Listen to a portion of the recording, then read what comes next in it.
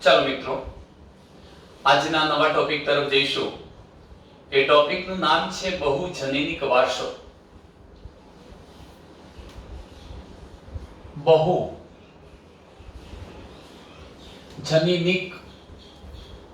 વારસો. જો કે આ મુદ્દામાં આપણે બહુજનીનિક વારસાને સમજતા પહેલા બહુજનીન કોને કહેવાય, બહુવિધ જનીન કોને કહેવાય એની વ્યાખ્યા આપીશું, અને ત્યાર પછી જ બહુજનીનિક વારસાને સમજીશું. ચાલો મિત્રો, અત્યાર સુધી તમે જે અભ્યાસ કરી ગયા એમાં તમે જોયું કે મેન્ડેલ નામના વૈજ્ઞાનિક દ્વારા, એટલે કે મેન્ડેલ દ્વારા અભ્યાસ કરવામાં આવેલા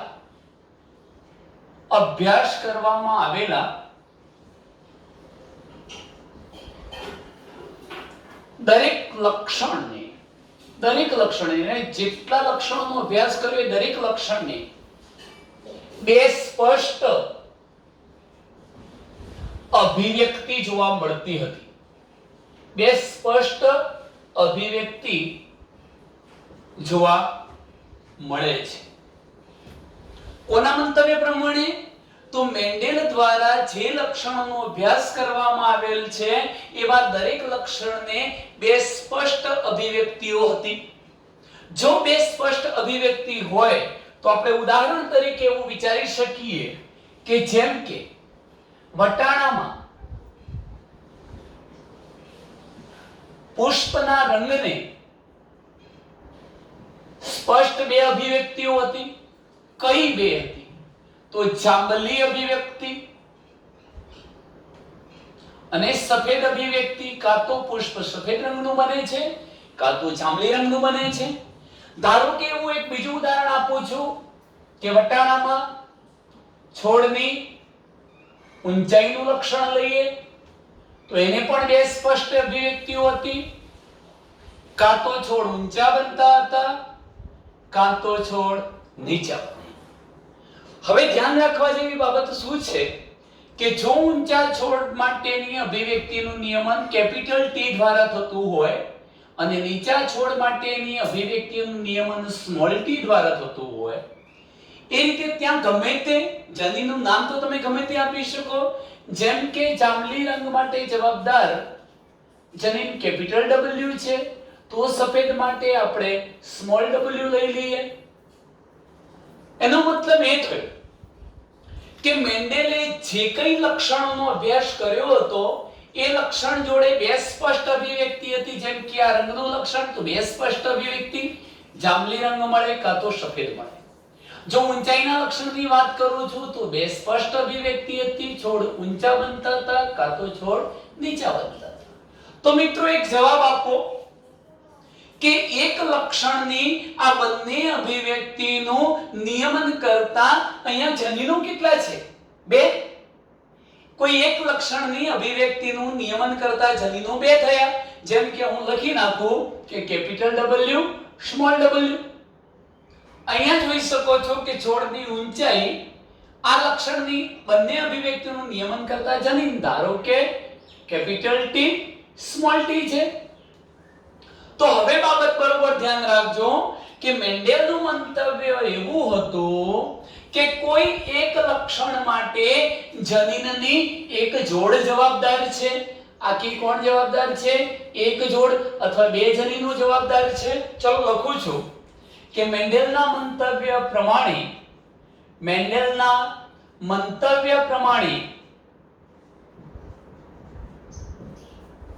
કોઈ એક લક્ષણ જનીનની એક જોડ અથવા તો કૌંસમાં લખું છું બે જનીનો દ્વારા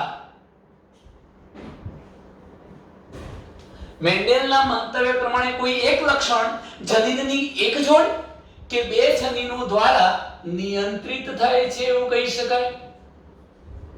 આટલે સુધીની બાબત આપણે જે ભણ્યા એ મેન્ડેલના મંતવ્ય પ્રમાણે ભણ્યા છીએ. આપણે બહુજનીનિક વારસામાં શું સમજવું છે?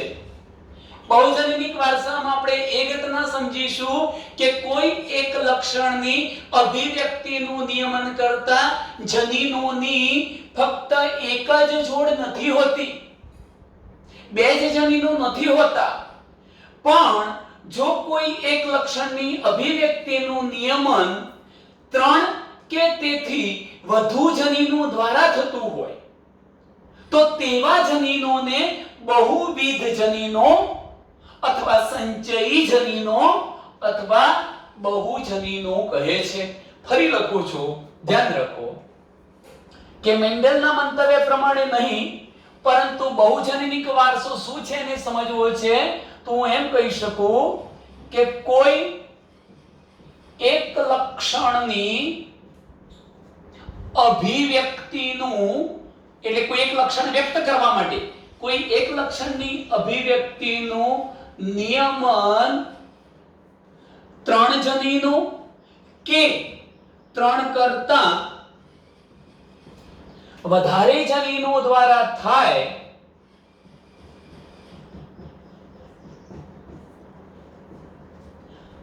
તે જનીનોને શું કહેવાય છે? બહુવિધ જનીનો પણ કહી શકાય, એને સંચયી જનીનો પણ કહેવાય અથવા બહુજનીનો પણ કહેવાય. અને તેના વારસાને એટલે આવા જનીનો દ્વારા લક્ષણ વ્યક્ત થવાની ઘટનાને અને તેના વારસાને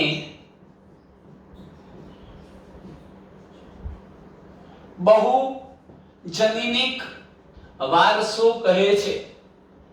મિત્રો, વ્યાખ્યામાં સ્પષ્ટ ખબર પડી ચૂકી હશે કે મેન્ડલના મંતવ્ય પ્રમાણે કોઈ એક લક્ષણની અભિવ્યક્તિનું નિયમન કરતી જનીનની એક જ જોડ કાં તો બે જ જનીન હતા.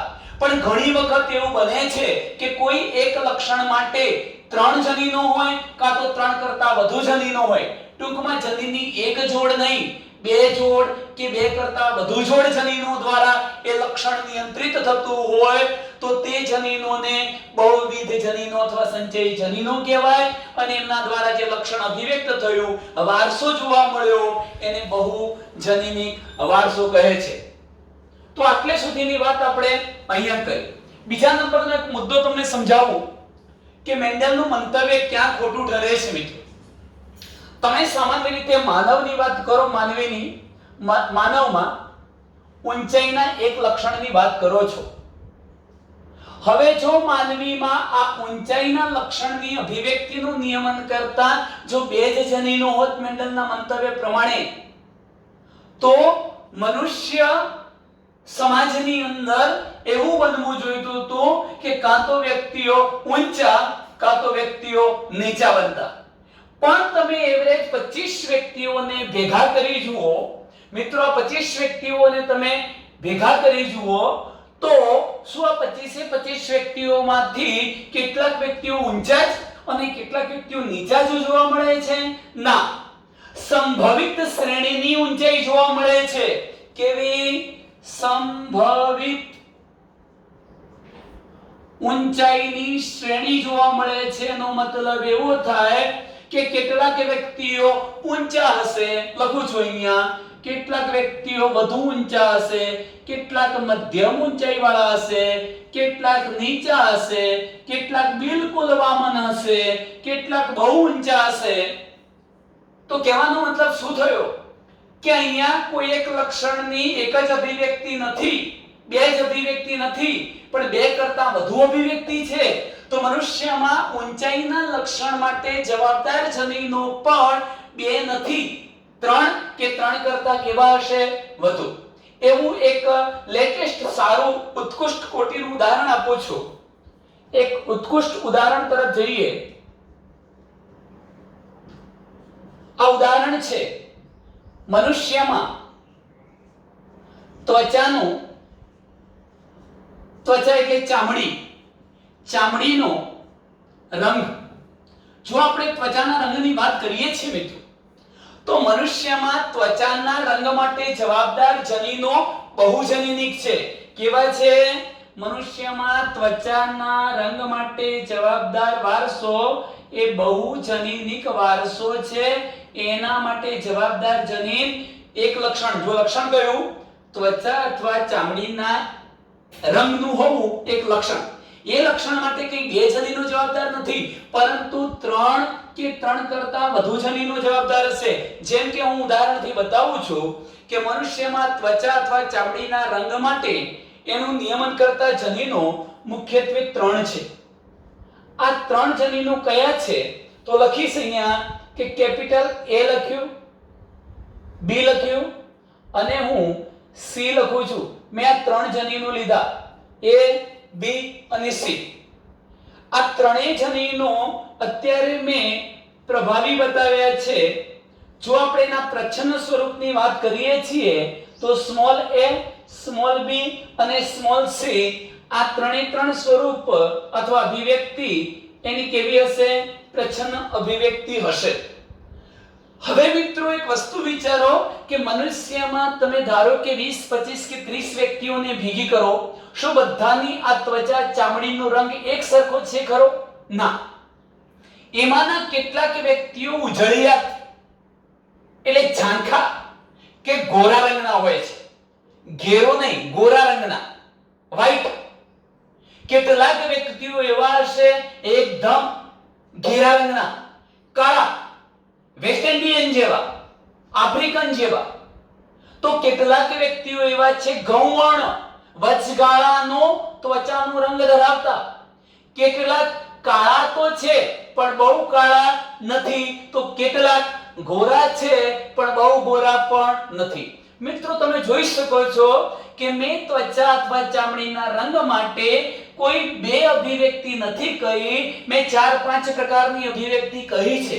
એનો મતલબ કે ત્વચાના રંગ માટે જવાબદાર જે જનીનો હતા એ બહુવિધ જનીનો છે, સંચયી જનીનો છે. એમાં આ ચામડીના રંગનું નિયમન કરનારા મુખ્યત્વે 3 જનીનો છે. એમની પ્રભાવી સ્થિતિ capital A, capital B, capital C છે અને પ્રચ્છન્ન સ્થિતિ સ્મોલ a, સ્મોલ b અને સ્મોલ c છે. હવે મિત્રો કયા પ્રકારના બંધારણ શક્ય બને હું એને લખું છું. ધારો કે capital A, capital A, capital B, capital B, capital C, capital C લખું છું. હું બીજો વિકલ્પ એવો લખું છું small a, small a, small b, small b, small c, small c. ત્રીજો વિકલ્પ આપણે આ પ્રકારનો લખી શકીએ છીએ capital A, small a, capital B, small b, capital C, small c. ચોથો વિકલ્પ લખીએ કે capital A, small a, small a, capital B, capital B, capital C, capital C. ચલો એના પછી પણ વિકલ્પ લખીએ small a, small a, small b, small b, capital C, capital C. મેં આ પ્રકારના અત્યારે 4-5 વિકલ્પો તમારી સમક્ષ રજૂ કર્યા છે. હવે જરા ધ્યાનથી સમજજો કે જો હું આ વિકલ્પ વિચારું છું તો વ્યક્તિની ત્વચાનો રંગ વધુ ઘેરો બને છે, વ્યક્તિ વધુ પડતો કાળો બન્યો, બ્લેક. હું આ બંધારણની વાત કરું છું તો ત્વચાનો જે રંગ છે એ ઝાંખો બને. ઝાંખો નો મતલબ વ્યક્તિ પોતે ગોરો બને છે. કેવો બને છે? ગોરો, ઉજળિયાત, વધુ પડતો ગોરો બની ગયો. જો હું આ પ્રકારના બંધારણની વાત કરું છું તો વ્યક્તિની ત્વચાનો રંગ મધ્યમ પ્રકારનો જોવા મળશે. મારે કહેવું હોય તો ન તો કાળો ન ગોરો, ભારતીય જેવો, ગૌવર્ણ.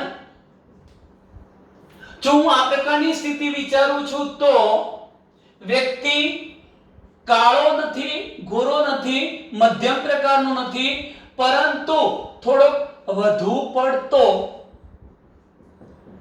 કાળો છે. આ સૌથી વધુ કાળો, એના કરતા થોડો ઓછો કાળો, પણ ગોરા કરતા થોડો કેવો વધુ પડતો કાળો.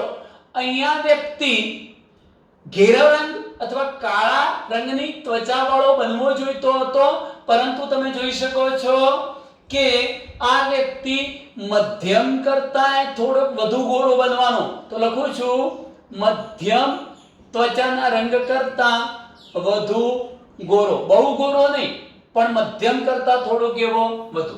અને આ અહીં લખવું હોય તો એમ પણ લખી શકાય કે મધ્યમ કરતા થોડો વધુ ઘેરો કાળો બનવાનો. આવું કેમ થયું? ફરીથી સમજી લેજો કે મનુષ્યમાં ચામડીના રંગ માટે જવાબદાર જનીનો 3 કે 3 કરતા વધુ જનીનો છે, એટલે એને આપણે બહુવિધ જનીનો કહીશું. મેં આવા 3 જનીનો લીધા છે, કેપિટલ A, કેપિટલ B અને કેપિટલ C.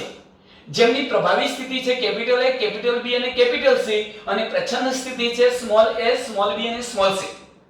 પણ યાદ રાખજો, અહીંયા સૌથી મહત્વની બાબત એ છે, હું અહીંયા બે મુદ્દા નોંધું છું મિત્રો.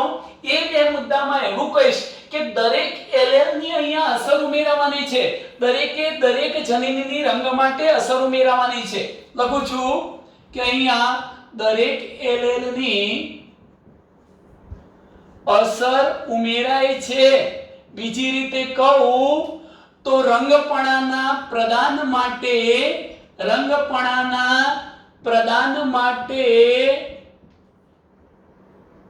બધા જ જનીનો સહયોગ કરે છે. કોઈ એક જનીન નહીં, પણ બધા જનીનો રંગપણાના પ્રદાન માટે સહયોગ કરે છે. કેવી રીતે? હવે વિચારી જુઓ મિત્રો કે જો કેપિટલ A, કેપિટલ B અને કેપિટલ C ઘેરા રંગ માટે જવાબદાર હોય તો અહીંયા બધા પ્રભાવી જનીનોની સંખ્યા વધી થઈ ગઈ. 2 4 2 6 પ્રભાવી જનીનો મળી ગયા, અને તેથી વ્યક્તિની ત્વચાનો રંગ વધુ ઘેરો કાળો બન્યો. પણ તમે જુઓ કે અહીંયા બધા પ્રચ્છન્ન જનીનો મળી ગયા, અને પ્રચ્છન્ન જનીનો કોના માટે હતા? ગોરાપણા માટે. 6 એ 6 જનીનો, એટલે વ્યક્તિ કેવો થયો? ઝાંખા રંગનો કે ગોરા રંગનો. હવે તમે જુઓ કે અહીંયા 3 જનીનો પ્રભાવી છે અને 3 જનીનો પ્રચ્છન્ન છે. પ્રભાવી જનીનો ઘેરો રંગ લાવવા પ્રયત્ન કરવાના, પ્રચ્છન્ન જનીનો ગોરો રંગ લાવવા પ્રયત્ન કરવાના, એટલે રંગ કેવો થયો? વચગાળાનો, કેમ કે 3 જનીનો હતા. અહીં જોઈ શકો છો કે આ 2 જનીન પ્રચ્છન્ન છે, બાકીના 4 જનીન પ્રભાવી હતા. તો પ્રભાવી હોવાના કારણે ઘેરો કાળો રંગ થોડોક વધુ આવવાનો કોના કરતા? ગોરાપણા માટે જવાબદાર જનીનો કરતા. અહીંયા એમની માત્રા વધુ હોવાથી કેવા બનવાના?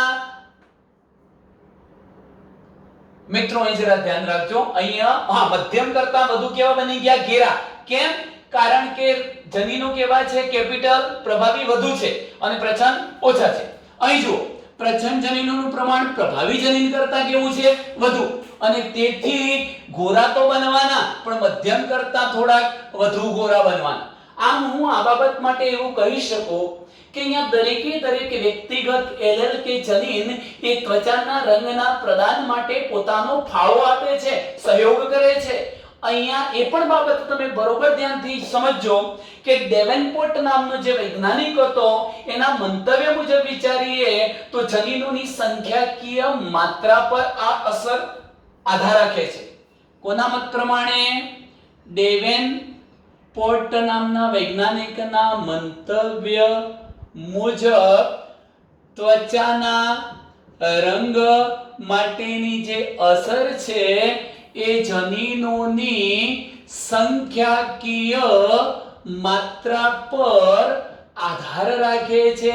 એનો મતલબ કે જો પ્રભાવી જનીનની સંખ્યા વધુ હોય તો રંગ ઘેરો બનતો જવાનો, પ્રચ્છન્ન જનીનોની માત્રા વધુ હોય તો રંગ આછો બનતો જવાનો. આમ ડેવનપોર્ટ નામના વૈજ્ઞાનિકે એવું જણાવ્યું કે ત્વચાના રંગ માટેની જે અસર જોવા મળે છે એ અસર જનીનોની સંખ્યાકીય માત્રાને કારણે આવતી હોય છે. મિત્રો, અહીંયા જોવા મળતા બધા જનીનો જે 3 કરતા વધુ છે, 2 કરતા વધુ છે, મુખ્ય જનીન તો 3 જ કહેવાય, 2 કરતા વધુ છે, અથવા જનીનની એક જ જોડ અસર નથી કરતી, 2 જોડ કાં તો 2 કરતા વધુ જોડ અસર કરે છે.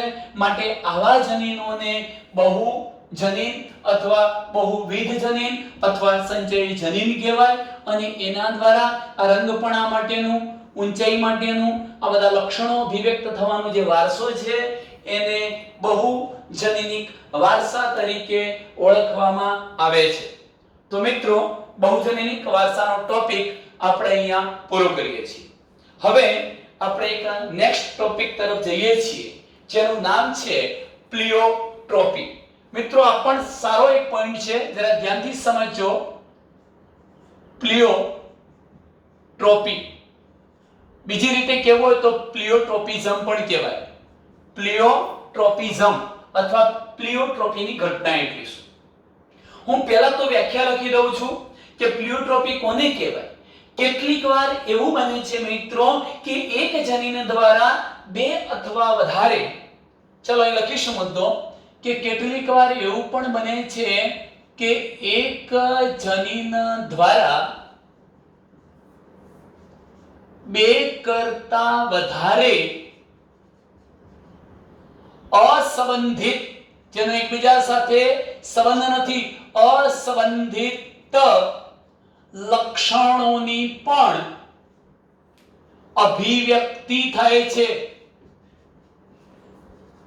અથવા એમ કહી શકાય કે ઘણીવાર એક જનીન દ્વારા બે કરતા વધારે અસંબંધિત લક્ષણો પર અસર થાય છે. કૌંસમાં લખું, લક્ષણો પર અસર થાય છે. તે ઘટનાને શું કહેવાય છે? પ્લિયોટ્રોપી. ફરીથી સમજો. ચલો આ વાક્ય તને સમજવા માટે હું એક ઘટના બતાવું છું મિત્રો. મેન્ડેલનું મંતવ્ય શું હતું કે કોઈ એક જનીન એક જ લક્ષણને વ્યક્ત કરી શકે. જેમ કે કેપિટલ ટી જનીન છે, એ ઊંચાઈ માટે જ જવાબદાર હોય, એક જ લક્ષણ ઊંચાઈ માટે, બીજા કોઈ લક્ષણ માટે જવાબદાર હોઈ શકે નહીં. જેમ કે કેપિટલ ડબલ્યુ, તો એ પુષ્પના રંગ માટે જવાબદાર છે. તો હવે મિત્રો જરા ધ્યાનથી સાંભળજો, હું શું ઘટના બતાવું છું. આને સમજવા માટે મારે એક પોઈન્ટ તમને સમજાવવો છે કે તમે જાણતા હશો કે જનીન એ શું છે. તો જનીન છે મિત્રો ડીએનએ નો એક નિશ્ચિત લંબાઈ ધરાવતો ટુકડો છે.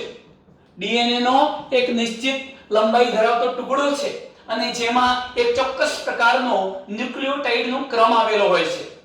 હવે તમે જાણો છો કે આ જનીન, હું એક ઘટના લખું છું પ્રત્યાંકન ટ્રાન્સક્રિપ્શન. આ પ્રત્યાંકન પામીને આ જનીન પોતે મેસેન્જર આરએનએ બનાવે છે. આપણે આ પાઠ પછીના પાઠમાં આ તમામ ઘટના જોવાના છીએ કે જનીન શું કરે છે? પ્રત્યાંકન પામીને મેસેન્જર આરએનએ બનાવે છે. એનો મતલબ કે કોષમાં કેવા પ્રકારના પ્રોટીનનું નિર્માણ કરવું છે એ માટેની માહિતીનો સંગ્રહ જનીનમાં થયેલો હોય છે, ડીએનએ માં. પણ ડીએનએ કોષરસમાં જઈને પ્રોટીન બનાવી શકતો નથી, ખાલી માહિતી ધરાવે છે. કોષરસમાં માહિતીને લઈ જવા માટેના માધ્યમ તરીકે આ ડીએનએ શું બનાવે છે? Messenger RNA. હવે આ મેસેન્જર આરએનએ કોષરસમાં જશે અને મેસેન્જર આરએનએ પર જે જનીન સંકેતો આવેલા છે એની ઓળખ વિધિ દ્વારા ત્યાં ચોક્કસ પ્રકારના એમિનો એસિડ આવીને ગોઠવાશે અને પ્રોટીન બનાવશે. ટૂંકમાં લખી દઉં તો એવું કહી શકાય કે મેસેન્જર આરએનએ ભાષાંતરની પ્રક્રિયા દ્વારા, ટ્રાન્સલેશન દ્વારા, ભાષાંતરણ દ્વારા ચોક્કસ પ્રકારનું પ્રોટીન બનાવે છે. મિત્રો આ બાબત યાદ રાખજો કે આપણે પણ આપણા શરીર પર અથવા શરીરની અંદર ઘણા બધા પ્રકારના લક્ષણોને જોઈ શકીએ છીએ. કોઈ પણ વ્યક્તિનું લક્ષણ એના શરીરમાં બનનારા પ્રોટીનની હાજરીને કારણે હોય છે. આ યાદ રાખજો. હવે વિચારી જુઓ કે સામાન્ય રીતે એક જનીન કેટલું પ્રોટીન બનાવે છે? એક જ. અને જો આ પ્રોટીન ચોક્કસ પ્રકારના લક્ષણમાં પરિણમતું હોય તો એનો મતલબ કે એક જનીનની અસર કેટલા લક્ષણ પર હોય? એક પર. લખું છું કે સામાન્ય રીતે એક જનીનની અસર એક જ લક્ષણ પર થાય છે. સામાન્ય રીતે કહું છું, હર હંમેશ નહીં. સામાન્ય રીતે આ જનીન પ્રત્યાંકન પામી મેસેન્જર આરએનએ બનાવે. મેસેન્જર આરએનએ નું ભાષાંતરણ થવાથી પ્રોટીન બને. એ પ્રોટીન બનશે, એ પ્રકારે લક્ષણ અભિવ્યક્ત થવાનું. તો એક જનીન એક જ લક્ષણની અભિવ્યક્તિ ઉત્પન્ન કરી શકે. પણ મેં અહીંયા વ્યાખ્યામાં એવું લખ્યું છે કે કેટલીક વાર એવું બને છે કે એક જનીન દ્વારા બે કરતા વધારે અસંબંધિત લક્ષણોની અભિવ્યક્તિ થાય અથવા એક જનીન દ્વારા બે કરતા વધુ લક્ષણો પર અસર થઈ જતી હોય, ખાલી એક જ લક્ષણ પર નહીં, બે કરતા વધુ લક્ષણો પર અસર થઈ જતી હોય તો તે જનીનોને પ્લિયોટ્રોપિક જનીનો કહેવાય અને આ ઘટનાને પ્લિયોટ્રોપિઝમ અથવા પ્લિયોટ્રોપી કહે છે. એક બાબત મિત્રો આપણે યાદ રાખજો કે પ્લિયોટ્રોપીની પ્રક્રિયા અંતર્ગત જનીનની જે અસર થાય છે એ ખાસ ચયાપચયિક પથ પર થાય છે. આ પ્લિયોટ્રોપિક જનીનોની અસર સામાન્ય રીતે મનુષ્યમાં ચયાપચયિક પથ પર થાય છે. હું ઉદાહરણ આપું છું કે આપણો જે ચયાપચયિક પથ છે, ચોક્કસ પ્રકારના ઉત્સેચકનું નિર્માણ કરવું, ચયાપચયને લગતી જે ખામીઓ છે એની સાથે આ અસરો જોડાયેલી હોય છે. હવે મિત્રો જરા જુઓ, ધ્યાન રાખો, એક સારું ઉદાહરણ આપું છું તમને. મનુષ્યમાં એક રોગ લખું છું. મનુષ્યમાં એક રોગનું નામ છે PKU. PKU નું ફૂલ ફોર્મ થાય છે ફિનાઇલ કીટોન્યુરિયા. ફિનાઇલ કીટોન્યુરિયા નામનો જે રોગ છે PKU, એના માટે મિત્રો જવાબદાર જનીન P છે અને બંને P એટલે પ્રચ્છન્ન સ્થિતિમાં, સમયુગ્મી સ્થિતિમાં આ પ્રચ્છન્ન જનીનો છે, બંને એક સરખા છે, સ્મોલ p, એટલે આ સમયુગ્મી સ્થિતિમાં શું કરી શકે છે જરા ધ્યાન રાખો. ફરી કહું છું કે મનુષ્યમાં ફિનાઇલ કીટોન્યુરિયા નામનો જે રોગ છે એના માટે જવાબદાર જનીન પ્રચ્છન્ન જનીન છે, સ્મોલ p બની જાય ત્યારે આ પ્રકારનો રોગ ઉપસ્થિત થતો હોય છે. હવે ઘટના શું બને છે જરા ધ્યાન રાખજો. અહીંયા બરોબર સમજવા જેવી બાબત એ છે કે જો વ્યક્તિનું બંધારણ કેપિટલ P સ્મોલ p હોય તો રોગ ન થાય, જો વ્યક્તિનું જનીન બંધારણ કેપિટલ P હોય તો પણ રોગ ન થાય, પણ સ્મોલ p હોય તો રોગ થાય. કેમ થાય છે? એનો મતલબ એવો થયો કે આ કેપિટલ P છે ત્યાં સુધી રોગ નથી થવાનો, પણ માની લો કે આ જનીનમાં વિકૃતિ આવી જાય, વિકૃતિ આવશે અને જો કેપિટલ જનીન સ્મોલ p જનીનમાં ફેરવાઈ જાય તો બે સ્મોલ p જનીનની હાજરીમાં આ રોગ થવાનો છે. કેવી રીતે થાય છે જરા ધ્યાન રાખો. હું એક ઉદાહરણ આપું છું કે આપણે જે ખોરાક લઈએ છીએ મિત્રો, એ ખોરાકમાં ફિનાઇલ એલેનિન નામનો એમિનો એસિડ હોય છે.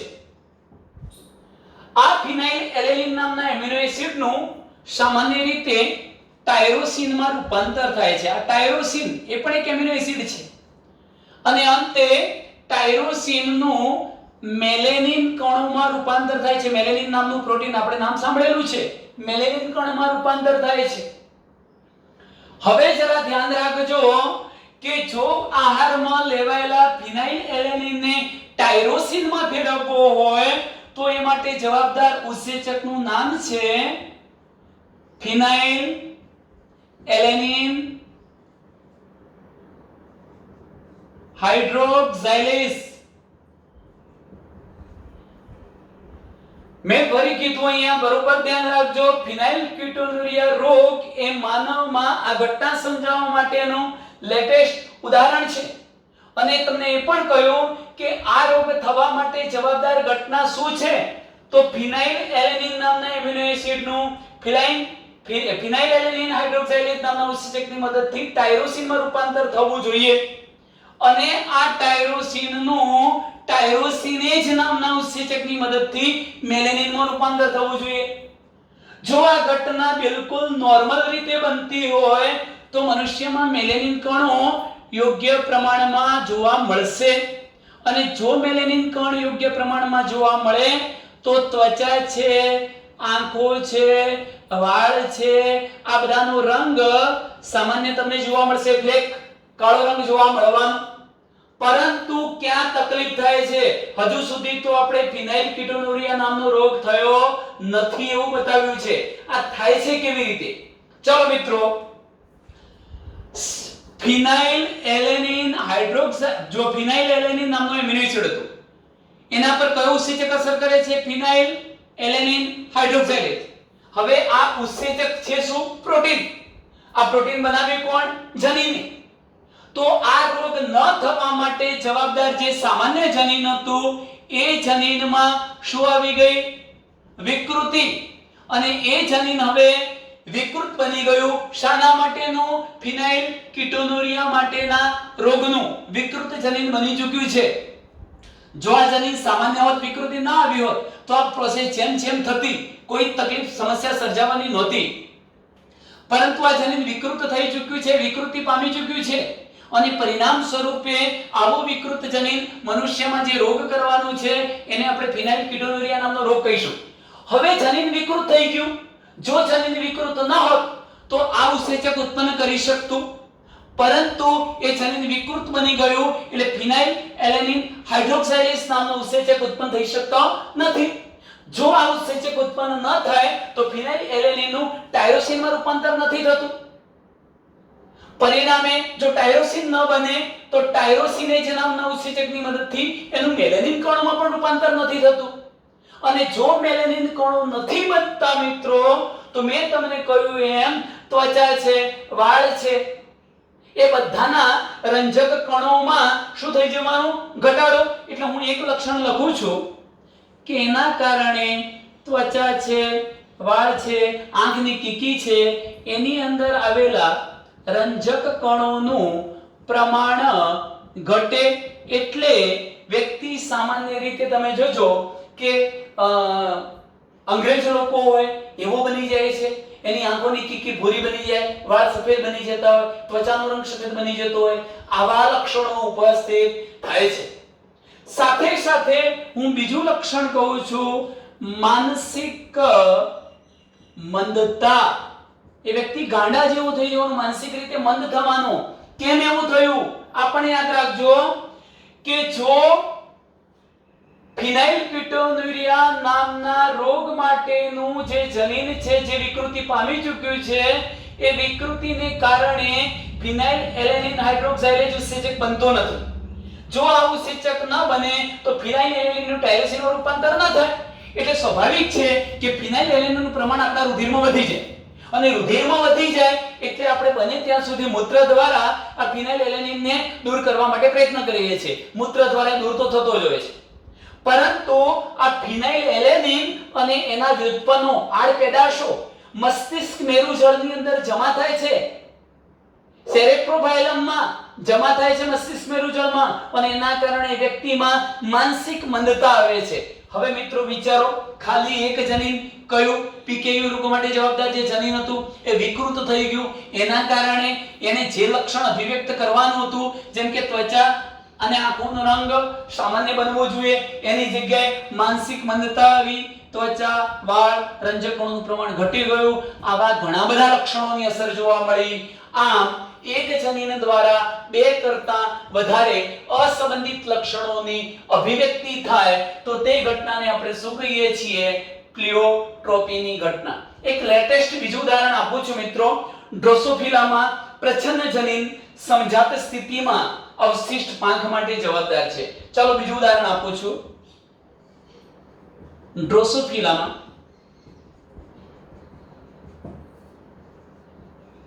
પ્રચ્છન્ન જનીન એની સમયુગ્મી સ્થિતિમાં એટલે કે તારો પ્રચ્છન્ન L અને ડબલ L કર દો એટલે પ્રચ્છન્ન જનીન શાના માટે હતું? પાંખની લંબાઈ માટે. પાંખની લંબાઈ માટેનું આ પ્રચ્છન્ન જનીન લખું છું મિત્રો, સ્મોલ l. આ પ્રચ્છન્ન જનીનો બે ભેગા થઈ ગયા. સમયુગ્મી સ્થિતિમાં શું કરશે? અવિકસિત અથવા અવશિષ્ટ ટૂંકી પાંખનું તો નિર્માણ કરે જ છે. તો એક લક્ષણ તો ઉપસ્થિત થઈ ગયું. આ જનીન દ્વારા એક લક્ષણ તો આવી ગયું કે જેના માટેનું હતું એવી અવશિષ્ટ ટૂંકી પાંખ નિર્માણ તો કરી દે છે. પરંતુ આ જનીન પાંખની લંબાઈ ઉપરાંત એની આંખોની પાછળ આવેલી એકદમ નાજુક સંતુલન જાળવતી પાંખોનું નિર્માણ કરવા માટે દ્રઢ લોમનું નિર્માણ કરવું, દ્રઢ લોમનું નિર્માણ કરવું, શુક્ર સંગ્રહાશયની રચના બનાવવી, ઓછા ઈંડા મૂકી દેવા, આવા વધારેના લક્ષણો પણ આ એક જ જનીન ઉપસ્થિત કરી દે છે. આમ તમે જુઓ કે અવશિષ્ટ ટૂંકી પાંખ માટે જવાબદાર હતું, એટલે અવશિષ્ટ ટૂંકી પાંખ તો આવાની મિત્રો, પણ સાથે સાથે ઓછા ઈંડા થઈ જવાના, પછી એના શુક્ર સંગ્રાશયની રચનામાં ફેરફાર થઈ જવાનો, આંખની પાછળની નાજુક સંતુલન જાળવતી પાંખોનું નિર્માણ અટકી જવું, આવા બધા આની સાથે સંબંધિત નથી એવા અસંબંધિત લક્ષણો પણ ઉત્પન્ન થઈ જવાના. આમ એક જનીન દ્વારા બે કરતા વધારે અસંબંધિત લક્ષણોમાં અભિવ્યક્તિ જોવા મળે એ ઘટનાને શું કહેવાય છે? પ્લિયોટ્રોપીની ઘટના કહે છે. મિત્રો અહીંયા આપણે આ ટોપિકને પૂરો કરીએ છીએ.